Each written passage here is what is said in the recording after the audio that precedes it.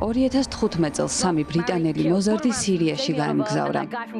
ისინი ისლამურ სახელმწიფოს უერთდებოდნენ და ტერორისტებზე აპირებდნენ დაქორწინებას.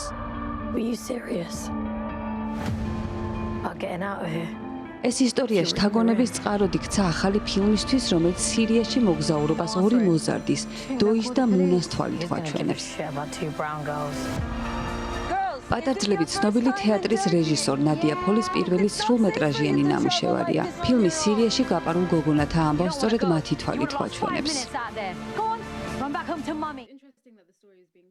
ჩვენ მხოლოდ ერთი პერსპექტივიდან ვხედავთ ამ ისტორიას, ახალი ამბების და არა თავად მოზარდების თვალით. მაგრამ საბოლოოდ მივხვდი, რომ საჭიროა ამის მიღმა გახედვაც. როცა გადასაღებ მოედანზე მოვედი, თავიდან მეგონა, მოიცადეთ, ეს ძალიან მძიმე და ბნელი თემაა, მაგრამ მერე გავიაზრე. სინამდვილეში ისინი ხომ უბრალოდ ბავშვები იყვნენ, მხოლოდ ბავშვები. ამ მოზარდებისთვის ეს იყო პირველი მოგზაურობა, სრულიად ახალი სამყაროს კარიბჭის შეღება. მათ არ იცოდნენ, რაში ებმებოდნენ. ყველაფერი განპირობებული იყო იმ გულუბრყვილობით, რომელიც ბავშვურს საოცრებაზე ოცნებას გავს. ფილმის გადაღება დანის პირზე გავლას ჰგავდა. ასეთი სიუჟეტი ძალიან ფრთხილად უნდა გადაიღო. არასწორ ხელში ის შესაძლოა პროვოკაციულ და საზიანო ნამუშევრად იქცეს. მაგრამ ვფიქრობ, რომ დღეს ადამიანები უფრო მეტად ეძებენ კავშირს ერთმანეთთან. ცდილობენ ერთმანეთს გაუგონ, რადგან თითქოს ამ სამყაროში ყველა დავიკარგეთ.